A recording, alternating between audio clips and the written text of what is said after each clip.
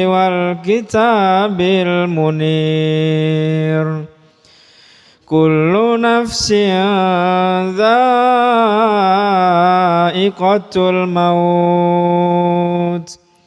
وإنما توفون أجوركم يوم القيامة فمن زحزح عن النار وأدخل الجنة فقد فاز وما الحياة الدنيا إلا متاع الغرور لتبلون في أموالكم وأنفسكم ولتسمعن من الذين أوتوا الكتاب من قبلكم ومن الذين أشركوا أذى كثيرا وإن تصبروا وتتقوا فإن ذلك من عزم الأمور صدق الله العظيم radhiyallahu ta'ala anna wa ankum wa an kafatil mu'minin. Bismillahirrahmanirrahim. Fa in kadzabuka, maka jika mereka mendustakanmu, faqad kudziba rusulun, maka sungguh rasul-rasul min qablikum, dari sebelum kamu, kudziba, telah didustakan juga sebagaimana mereka mendustakan rasul-rasul sebelum kamu wahai Nabi, maka sekarang pun mereka juga akan mendustakanmu. Padahal ja'u kabil bayyinati wazubri wal kitabil munir, padahal mereka itu datang dengan keterangan-keterangan, dengan bukti-bukti kebenaran, wazuburi, dan kitab Zabur, wal kitabil munir, dan kitab-kitab yang mengandung penerangan, kitab-kitab yang menunjukkan jalan. Mungkin sebagian jenengan ada yang tanya kenapa dalam Al-Quran itu jarang sekali membahas tentang Nabi Daud dan kitab Zabur, ya.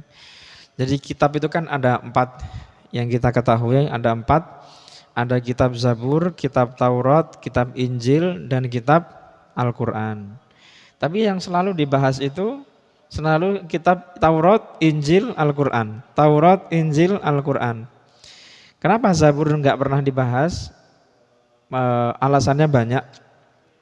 Tapi yang paling dasar karena Zabur adalah kitab yang terlampau jauh bahkan sebelum datangnya syariat itu sendiri. Sebagian besar ulama berpendapat kitab Zabur itu isinya bukan syariat konkret seperti yang kita baca dalam Al-Quran, seperti wajib mengerjakan sholat, kemudian wajib mengerjakan puasa. Dalam kitab Zabur ini pembahasannya lebih ke pujian-pujian dan zikir kepada Allah Subhanahu wa taala. Nah, seperti itu. Jadi tidak terlalu banyak yang menjadi pembahasan saat itu karena memang maknanya hanya pujian dan zikir kepada Allah. Yang kedua, dikarenakan kitab Zabur Nabi Daud alaihi salam ini jauh sekali dari Nabi SAW sehingga konteks zamannya ini terlampau jauh. Nah, seperti itu.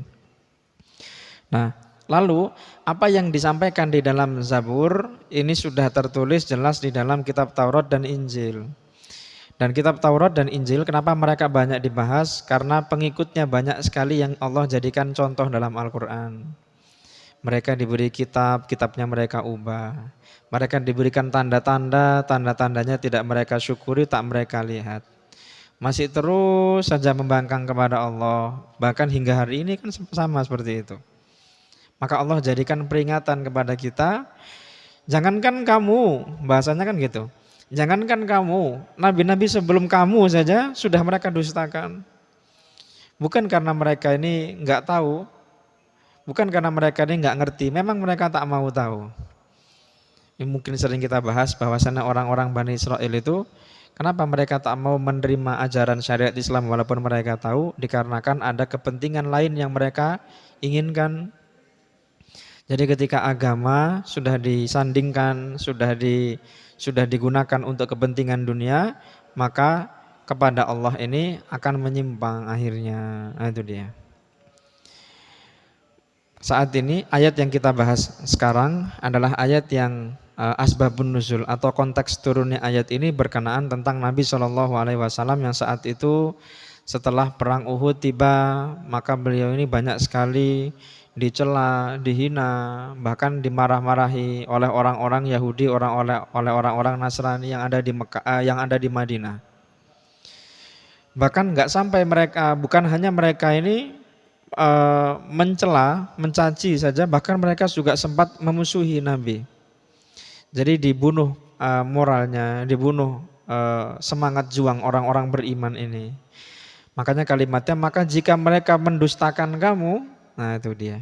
Jadi Nabi ini saking sayangnya lah sama umatnya ini, kalau boleh semuanya masuk Islam, kalau boleh semuanya dapat hidayah. Tapi sayangnya tak bisa semuanya orang dapat hidayah, tak bisa semuanya orang dapat petunjuk. Sehingga Nabi Shallallahu Alaihi Wasallam sedih. Allah Subhanahu Wa Taala turunkan ayat 184 ini untuk menghibur Nabi. Ya Nabi, maka jika mereka mendustakan kamu, maka ketahuilah Rasul-Rasul sebelum kamu juga telah mereka dustakan. Padahal ja'u bil bayyinati waz-zubri wal kitabil munir. Padahal Rasul-Rasul sebelum kamu ini mereka juga datang dengan membawa keterangan-keterangan, datang dengan kitab Zabur, datang dengan kitab-kitab yang bersifat menerangi, ya, seperti kitab Taurat, kitab Injil, seperti itu. Kemudian Allah Subhanahu Wa Taala ingatkan kepada kita, kullu nafsin dha'iqatul maut. Setiap jiwa, setiap diri, nafsun itu artinya sebetulnya diri. Tapi kenapa sebagian ulama tafsir mengartikan nafsun itu sebagai jiwa? Karena yang hidup sebetulnya manusia itu bukan badannya, tapi jiwanya. Banyak orang yang badannya sehat, tapi ketika jiwanya Allah tarik, dia menjadi mati. Berarti yang hidup bukan jasad tapi jiwanya, nyawanya, kan seperti itu bahasa mudahnya. Maka nafsun, diri, itu maknanya lumayan banyak. Bisa yang dimaksud itu diri secara badani, bisa disebut sebagai jiwanya, seperti itu. Artinya yang hidup. Yang hidup pada dirinya itu disebut dengan nafsun. Nah, kita pun juga tahu ada kalimat nafsu. Nah, nafsu, kenapa disebut dengan nafsu? Karena berkaitan dengan diri itu, bawaan. Ya, bawaan itu juga disebut dengan nafsu. Apa bawaannya manusia? Dia makan, dia harus minum, dia harus tidur, seperti itu. Ini namanya nafsu manusia. Dia suka dengan lawan jenis dia, nah, seperti itu. Tapi nafsu tadi itu kalau tidak dia kontrol dengan baik, kalau nafsu tadi itu tidak dia atur dengan baik, akhirnya nafsunya menjadi nafsu yang liar, nafsu yang bebas. Normalnya orang itu kalau lapar makan. Nah, tapi namanya nafsu, kalau lagi nggak ada makanan bagaimana? Akhirnya makanan temennya diambil sama dia. Nah itu dia. Itu dia. Makanya nafsu, mohon dipahami, nafsu itu bukan sesuatu yang eksternal, bukan sesuatu yang di luar diri kita. Nafsu itu ada di dalam diri kita. Dan itu bersifat bawaan. Nah kita kalau ngelihat, contoh karena kita laki-laki, kalau kita lihat perempuan, maka kita bernafsu.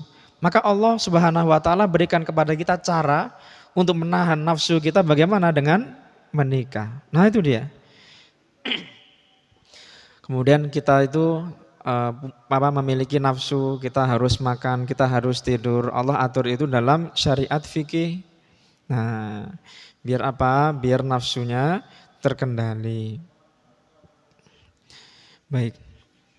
Kullu nafsin dha'iqatul maut. Setiap diri, setiap jiwa, setiap nyawa, setiap yang bernyawa akan merasakan mati. Di situ Allah nggak pakai kalimatnya gini, setiap jiwa atau setiap diri tidak mengalami mati, atau setiap jiwa pasti mengalami mati, nggak bilang gitu. Setiap jiwa akan merasakan mati. Jadi yang dimaksud oleh Allah di sini, yang Allah tekankan adalah rasa dari mati tadi itu. Gak ada ceritanya orang mati nggak pakai mati dulu. Tiba-tiba dia berdiri tiba-tiba langsung ke akhirat, nggak bisa. Maka mati itu adalah gerbang, betul. Jadi maut itu adalah gerbang. Untuk masalah nanti dia dicabut dengan susah payah, dicabut dengan ringan, ini tergantung dari amal perbuatan dia. Kalau semasa hidup dulu dia berbuat baik, senantiasa berbuat baik, menolong orang, maka meninggal dunia pun Allah berikan rahmat, kematiannya tidak sakit, ya, seperti itu. Kadang-kadang jangan lihat ada orang yang malam hari tidur, pagi subuh tiba-tiba sudah nggak ada. Masya Allah. Ada yang berangkat umroh, lagi tawaf atau lagi sa'i, di tengah jalan tiba-tiba meninggal dunia. Gak ada sakit, juga gak ada sakaratul maut, tiba-tiba mati saja gitu. Nah itu dia. Itu kematian yang mutmain, kematian yang tenang. Baik. Ada satu makalah ulama. Wallahu alam, ini hadis atau makalah saya belum tahu. Katanya itu, setiap seseorang itu akan mati dengan kebiasaan yang dia lakukan dulu ketika di dunia. Kalau dulu ketika di dunia dia terbiasa istiqomah dalam berbuat kebaikan, contoh sholat 5 waktunya di masjid, jamaah, nggak pernah terlambat, insya Allah. Kalau dia jaga terus istiqomah itu, nanti juga meninggal dunia mati dalam kondisi jamaah di masjid. Ada juga orang yang istiqomah dalam bermaksiat. Hari-hari dia misalnya mabuk-mabukan, ya. Jelalah ketika meninggal juga pas ketika mabuk-mabukan. Nah, seperti itu. Sedangkan Allah itu dalam Al-Qur'an itu kan sudah pernah bilang, manusia itu yang paling dilihat itu adalah akhirnya. Dalam hadis qudsi juga sekitar ada 2-3 hadis yang menerangkan tentang hal ini. Dia mau semasa hidup mau berbuat baik boleh. Dia mau semasa hidup dia berbuat buruk juga pilihan dia. Tapi lihat akhirnya. Kita kalau nggak pandai-pandai berdoa kepada Allah, ya Allah, tetapkanlah hati saya dalam berbuat kebaikan, istiqomah di dalam jalan ridho-Mu ya Allah. Naudzubillah. Siapa yang tahu selama hidup sudah berbuat baik, nabung biar jadi orang yang beriman di sisi Allah. Jelalah mau meninggal dunia, dia tidak beriman kepada Allah. Nah itu dia. Makanya doanya harus terus. Bagaimana doanya? Ya muqallibal qulub, tsabbit qalbi ala dinika wa ta'atik. Ya Allah, wahai yang membolak-balikkan hati. Kadang-kadang jangan sadar juga. Wala Pak Ustadz, saya itu punya tetangga. Tetangga saya itu biasanya dia itu orangnya itu marah-marah. Biasanya orang itu sensitif. Kok jelalah kemarin itu saya lihat sebelum meninggal dunia itu loh. Beliau itu orangnya kok tiba-tiba jadi baik.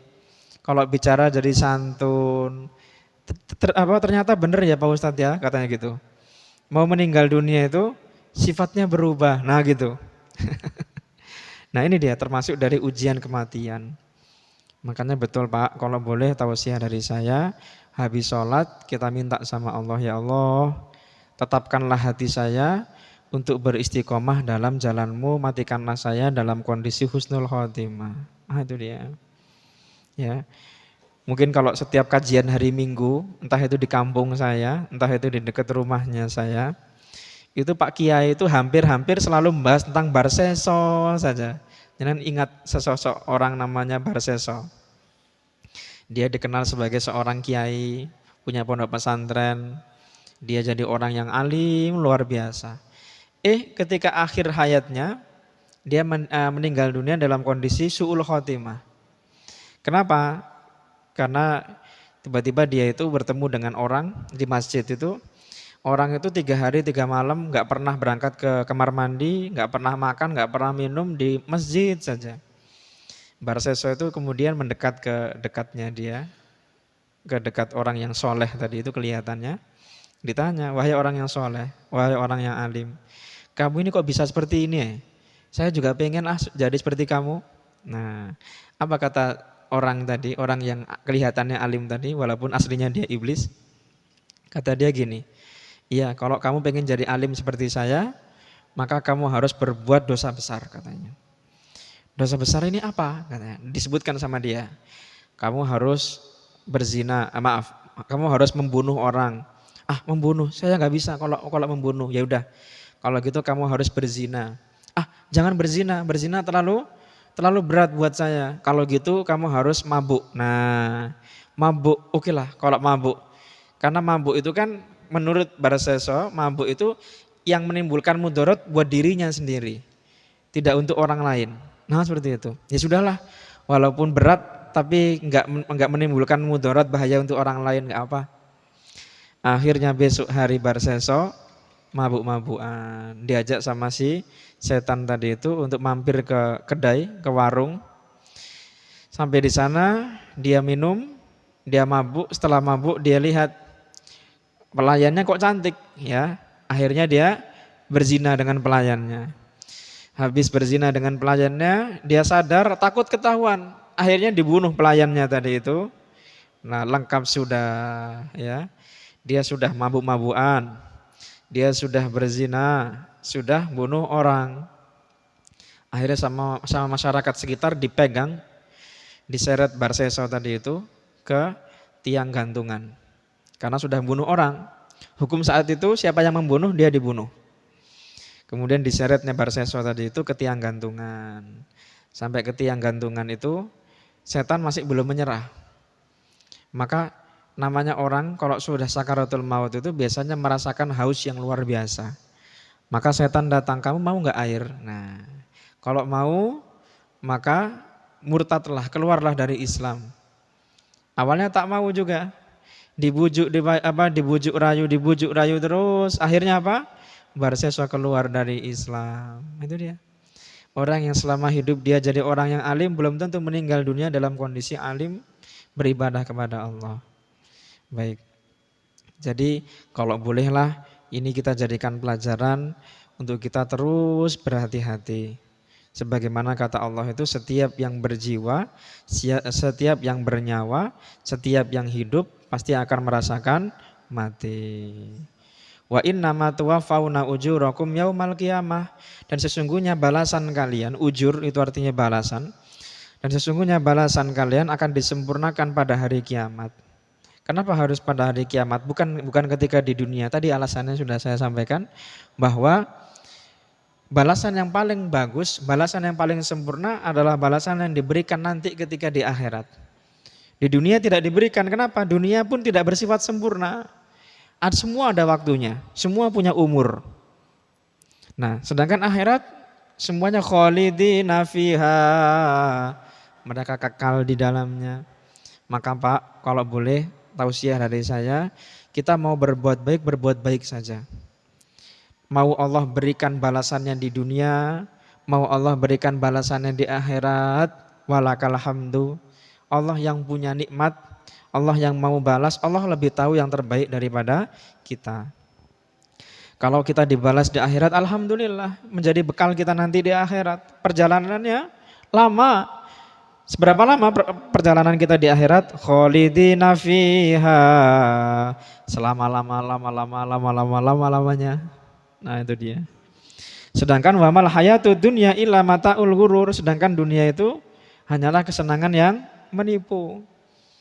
Hari ini kita bahagia, apakah besok kita masih bisa bahagia? Belum tentu. Nah seperti itu. Maka faman zuhziha 'anil nar wa udkhilal jannah faqad faz. Kenikmatan yang paling bagus, balasan yang paling indah itu siapa dia yang dihindarkan dari neraka dan dimasukkan ke surga. Faqad faz. Maka dialah orang yang beruntung kata Allah. Karena enggak semua orang diberikan surga, dijauhkan dari neraka, enggak semua orang. Hanya pilihan-pilihannya Allah saja. Hanya orang-orang yang disayangi Allah saja. Nah itu dia. Latu balawun nafi amwalikum wa anfusikum. Sedangkan kita berada di dunia untuk mencapai kemuliaan tadi itu, kita ketika di dunia masih harus diuji. Diuji harta, diuji diri kita sendiri, kita juga diuji dengan omongan-omongan orang, ya.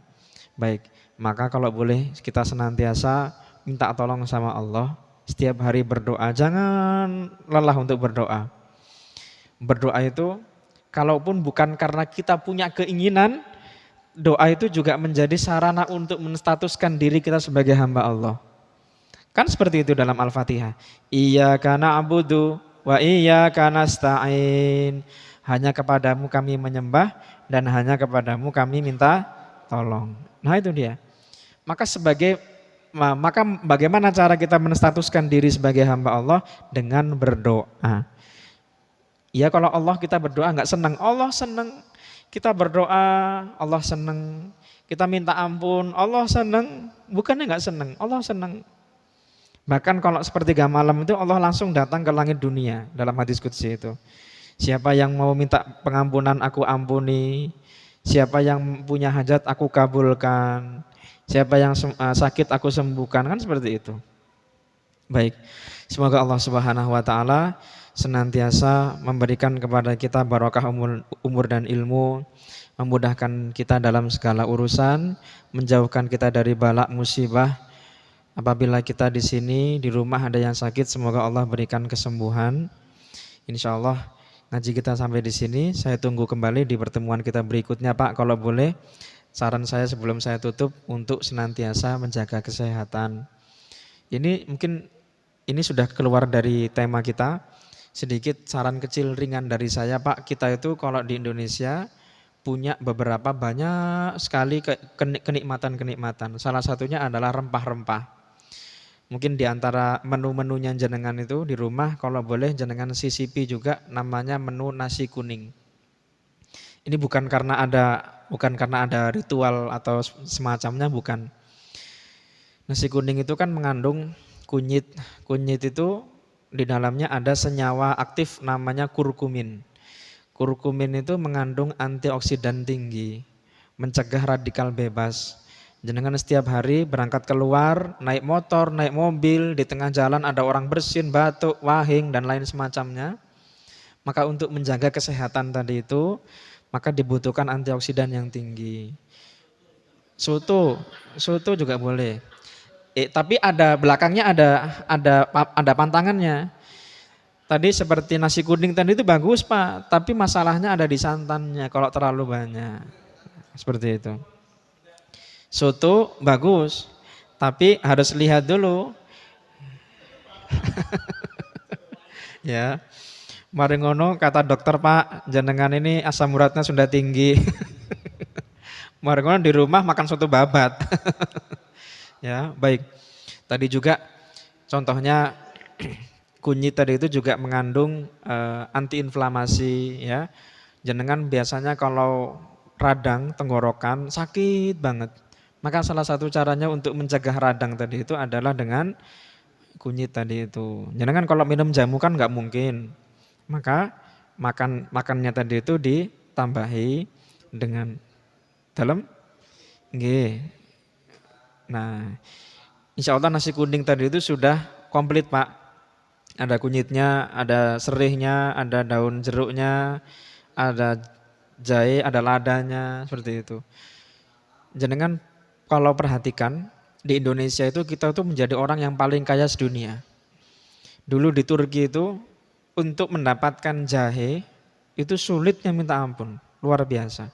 Karena sampai pesen-pesen dulu. Kunyit, jahe, kencur, kunci dan lain-lain semacamnya itu mahal harganya kalau di sana.